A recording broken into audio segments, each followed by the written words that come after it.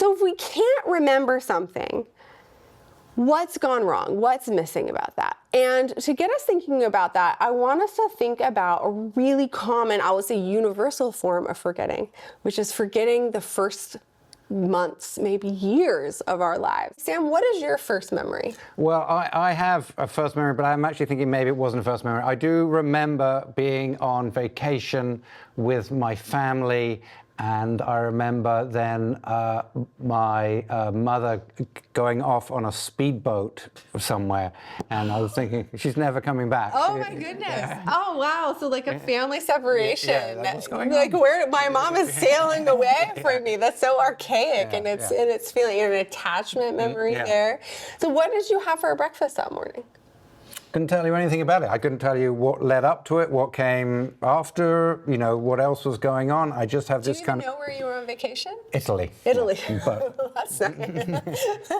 Yeah, so I think that's a really common thing, that first memories are often these kind of flashes and they're disconnected. What was yours? Mine was, and I'm not totally convinced this is a true memory. I think it's a first memory, but I can't tell if it's really a memory or I've just been told this story. It's my brother coming home from the hospital. So I was around 3.5 when my younger brother was born. And I was very mad that he was a boy baby. I had evidently asked Jesus for a girl baby, and Jesus did not deliver on that promise. And now there was this boy baby with boy clothes and blue things in my house. And of course my first memory, which I think is mine, is of being mad at my parents, mad at this baby, mad at God, I guess, about the sex of the sibling, the injustice of the world.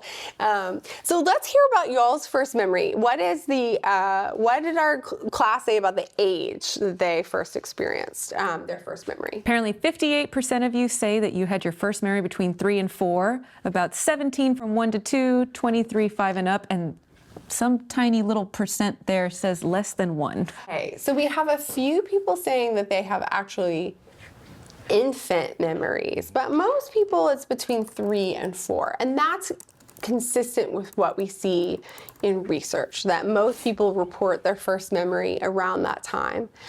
But what's so interesting about that is that that's just one memory, right? Like, how old are you before you can tell really consistent, lots of memories, lots of stories about that age of your life? It's actually much later than 3, which means that we're missing most of our first 5 years of life from our memory store. What's going on there? So one theory is that information is encoded, but it's never stored. That maybe because a young child has an immature hippocampus, that most information just like, it doesn't remain in a molecular place that can ever persist over time. So those memories are mostly just gone. You might have a few flashes of sensory memory, but most of that stuff is like permanently deleted. And if you think again, if you've seen the movie Inside Out, there are these little guys and they come by with like this vacuum and they vacuum out the gray marbles. They're like, these aren't used, and they go in the dump, right? They're erased from the system.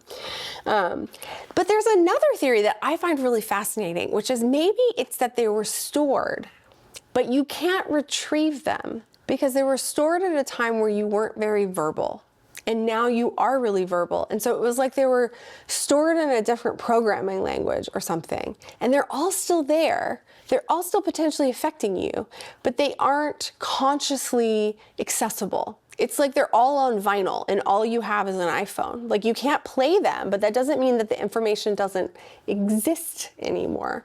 I'm partial to this theory because I think that so much of our early relationships with caregivers, our attachment relationships, do seem to be related to our later behavior, which suggests to me that there are some memories in our body that are still there, but even if we can't sort of consciously recollect them, but that's more of a hunch than a scientific consensus about things. What do we have in terms of the emotions that were expressed?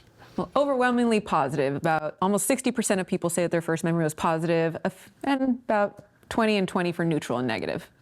All right. Yes, that's very common, where most first childhood memories are not just sensory, but have some emotional valence to them. And that's not true just of childhood, that's true generally, that we have better memory for things that are emotionally relevant to us than we are to neutral things. And if you think about it from an evolutionary perspective, that makes a lot of sense. What is memory for? What is our psychology for? Our psychology is part of an evolved system that is designed to keep us alive until we can reproduce, right? So that means going towards pleasurable things, avoiding painful things, which means that we should have a memory of what were pleasurable and painful things.